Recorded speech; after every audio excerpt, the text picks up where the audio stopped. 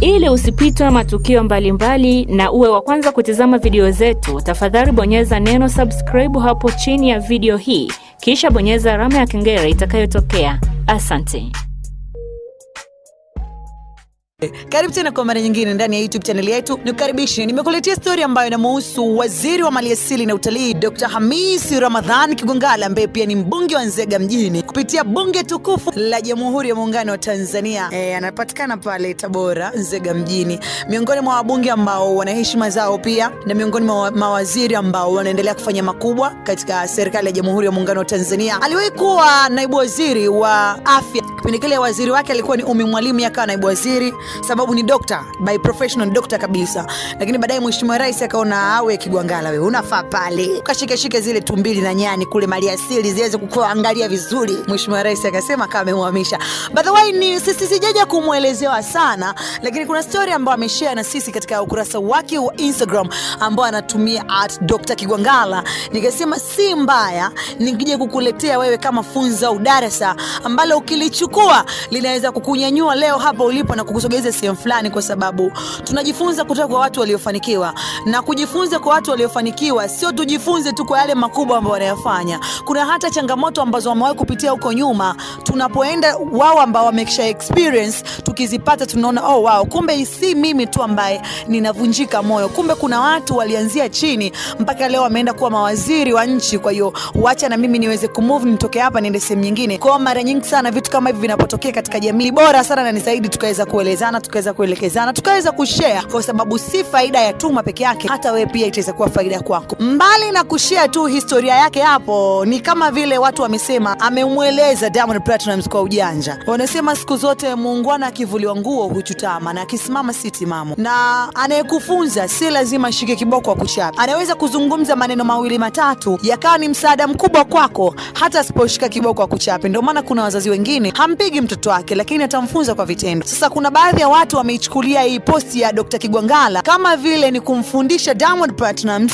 na kumfanya afeel kwamba yale anayoyapitia yeye kuna watu waliyapitia, lakini hawana jiras na wazazi wao na maisha mengine yakaendelea. So wacha nikufahamishe, Dr. Kigwangalla ana masaibu mengi ambayo ana mitihani mingi ya kidunia ambayo aliwahi kuipitia katika utoto wake, katika makuzi yake, lakini kikubwa zaidi pia ni miongoni mwa watu ambao waliwahi kutelekezwa na wazazi wao wa kiume. Baba yake aliwahi kumtelekeza. The same to Diamond Platnumz. Tunafahamu kwamba mzee Dudula Yuyu alimtelekeza Diamond Platnumz, but mpaka leo Diamond Platnumz na baba yake hivi, yani azkai. Umeona? So kama kuna kitu kama hicho, kumbe kuna watu ambao wamewahi kukosana na wazazi wao, lakini wanawathamini kwa sasa hivi, wanawaheshimu, hawana hasira nao, kwa sababu mzazi ni mzazi tu, uende popote.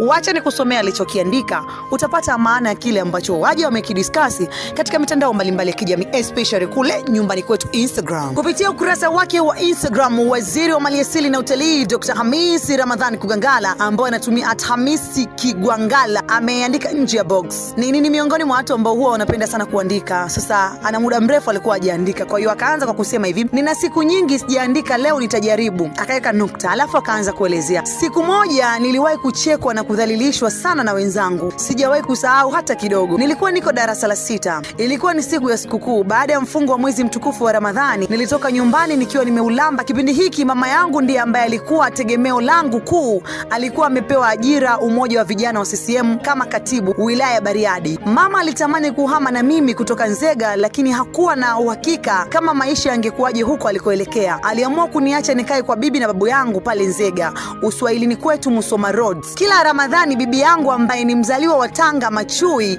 alikuwa akipika vyakula kadhaa na kutupa mimi na wenzangu tukatembeze mitaani. Kila jioni ilipofika tulikuwa tukifanya hivyo, kwenda kutembeza. Mimi nilikuwa nikitembeza jerebi kuanzia nikiwa darasa la 4. Nilishajiongeza na kuanza kukaanga karanga zangu binafsi na kutembeza sambamba na biashara ya familia ambayo ilikuwa ni jerebi. Nilikuwa nikipata faida na kutunza kwenye kopo ambalo nimelitoboa pa kuingizia pesa. Akaweka mabano kibubu. Wengi wetu wa Tanzania tunafahamu vibubu kwa sababu ni maisha yetu ambayo tumezoea, tunafanya mara kwa mara, na mpaka sasa hivi tunafanya, mpaka kuna watu katika mitandao wana ile challenge ya vibubu challenge. challenge kama unaifahamu. Akaendelea kuandika akasema, kukifungua kwake ni mwisho wa mwezi wa Ramadhani. Pesa hizi nilikuwa nikizitumia kwa matumizi ya kununua vitu vyangu binafsi kwa raha zangu, kuangalia filamu kwenye ukumbi wetu wa sinema, kula ice cream na delicious nyingine siku ya Idi Mosi na Idi Pili. Akaendelea kuandika kwamba siku hiyo nikisubiri kuingia sinema saa 1, nikaenda kukaa na wenzangu ambao tulikuwa tukisoma wote Kikitongo Primary School. Niliposogea wakaanza kunicheka kwa dharau na kejeli, huku wakiimba na kupiga makofi, kapendeza na nguo za sikukuu, kapendeza na nguo za sikukuu. Nilipotoka nyumbani nilijiona nimependeza sana, niko sawa tu ndani ya suruali yangu ya kudoroi na shati langu la koti, vyote vya mtumba. Kumbe wa mitumba ya kuokota, kufua, kunyoosha na kuvaa waliona masikini na dhalili sana, na hawakupenda nikajiunge sehemu yao. Niligundua hili nikaondoka huku chozi likinidondoka kwa aibu na fedheha. Hata sinema haikunoga kwa machozi niliyokuwa nayo. Nilimchukia sana baba yangu kwa kututelekeza. Niliamini angekuwepo angeninunulia nami kaunda suti. Leo hii sina kinyongo naye tena. Hasira zangu zimenifikisha hapa nilipo. Alafu akaweka hashtag yake ya nje ya box, akaweka hashtag yake ambayo anaitumia @HK, akimaanisha kwamba Hamis Kigwangalla. So ni story ambayo ameshare na watu kupitia ukurasa wake wa Instagram ambao anatumia @Hamis_Kigwangalla. Kwa hiyo baada ya kushare pale nikasema si mbaya, naweza pia kushare na wewe story hii ukaweza kuipata kwa kile ambacho alikiandika kwa upande huu. Lakini ni funzo kubwa sana kwa sisi ambao unajua asilimia kubwa ya watu ambao tumetoka katika familia za chini wanasemaga yani kwamba yani sijui wakati tuna maisha gani, na sisi watengi wale ambao wamezaliwa katika maisha yale ya juu, lakini huwa kuna utofauti. Watu ambao tumesoma St. Kayumba na watu ambao wamesoma private school kuna utofauti mkubwa sana. Unajua wale nani dad I like what dad ni tofauti na sisi ambao tulikuwa tunapiga mguu asubuhi na kidumu chako na mfagio unaenda shule. Lakini sisi sote tupo katika jamii moja, tupo katika dunia moja. Tunajifunza kutoka kwa watu ambao wamefanikiwa na hata hawakufanikiwa, wamepitia makubwa, wamethubutu na wakaweza. Ni watu ambao wanaendelea kutufunza sisi vitu, unaona.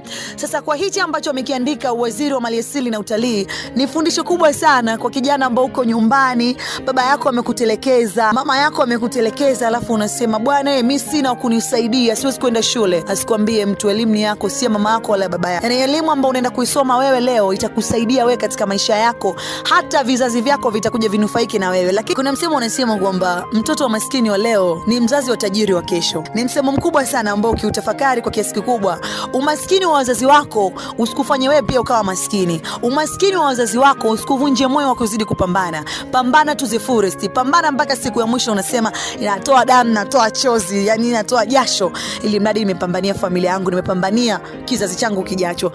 Tunazaliwa katika mazingira ambayo si rafiki, wote tunaona, lakini huwezi kumlaumu mzazi au huwezi kumlaumu Mwenyezi Mungu kwa nini amekuleta ukiwa ndani ya familia hiyo. Lakini mshukuru Mwenyezi Mungu kwa kukupa nguvu ya kutafuta na elimu ya kujitambua. Ni ujumbe ambao aliweza kushare Dr. Hamis Ramadhan Kigwangalla kupitia ukurasa wake wa Instagram ambao anatumia @Hamis_Kigwangalla. Sasa why watu wamesema Diamond Platnumz? Tunaweza tukasema kama historia ya Hamis Kigwangalla na Diamond Platnumz ni kama zimefanana kidogo, ingawa Kigwangalla alilelewa na babu na bibi na Diamond alilelewa na mama yake Bi Sandra.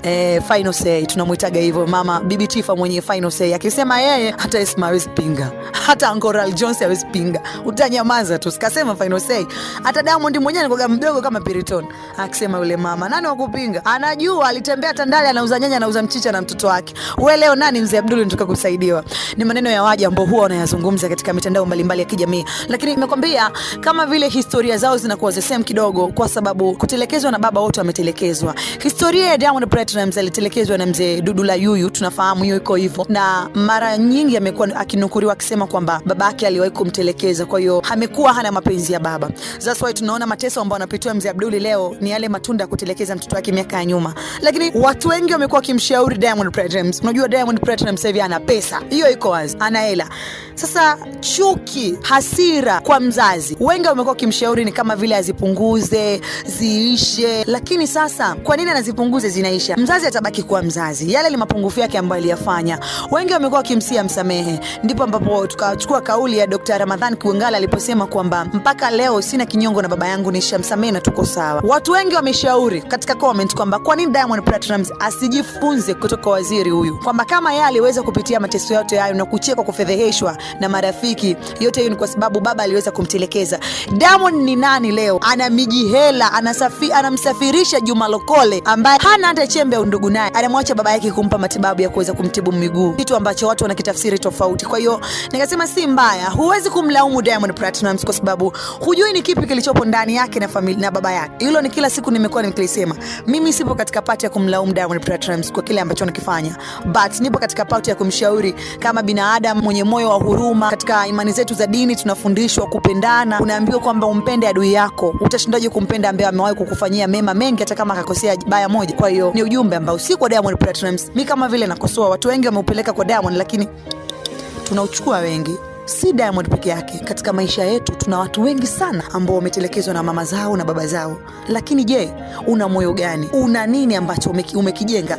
Tunapojenga chuki katika maisha yetu, kwanza chuki ni mbaya, unajua chuki ni adui. Chuki adui mkubwa sana, kama unayemkimbie. Lakini je, unajua huyu mtu alimuumiza huyu mtu kiasi gani? Sawa, alikuumiza baba yako, hakukuhudumia. Mama yako alikuumiza, alikutelekeza siku tu ambayo amekuzaa. Sema tusifike kwa mama aliyetelekeza siku ya kuzaa, huyo mwingine. Baba alikimbia ujauzito wako. Baba alikimbia ulipokuwa darasa la kwanza la pili, hakukujali kukuhudumia. Msamee baba yako siku ya leo, utasamehewa na Mwenyezi Mungu hata wewe hapo baadaye. Tunamkosea Mwenyezi Mungu mengi sana, lakini yeye amekuwa kipaumbele kutusamehe katika mengi ambayo tunamkosea. Light kama akisema yeye kinyongo na sisi tunavyomkosea, basi hatutofika popote. Sisi kama binadamu hatutaweza hata kuinua mguu na kutembea. Kwa hiyo ni jambo la kumshukuru sana Mwenyezi Mungu kwa ambaye umejaliwa wazazi wote wawili. Watunze wazazi wako, wale kwa kuwapenda na kuwathamini, sababu hakuna kama wao katika dunia hii, ambao tumejaliwa kuwa na mzazi mmoja. Tuwapende mama zetu, tuwapende baba zetu, tuwapende wazazi wetu ambao tumebaki nao katika dunia ya leo, kwa sababu hakuna aliyekamilika na hatatokea zaidi ya Mwenyezi Mungu. So ni ujumbe mzuri ambao alishare na sisi, lakini tusiupeleke kwa Diamond Platnumz peke yake. Tuchukue wote kama darasa. Ila kwa Diamond kama unafaa, basi angalie kile ambacho amekifanya waziri, yeye pia kinaweza kumsaidia. Si msemaji sana wa Waziri Kigwangalla, lakini ni ujumbe ambao niliamua kushare na wewe. Nakutakia siku njema. Naitwa Tuma, endelea kutufuatilia. Ili usipitwe matukio mbalimbali na uwe wa kwanza kutizama video zetu, tafadhali bonyeza neno subscribe hapo chini ya video hii, kisha bonyeza alama ya kengele itakayotokea. Asante.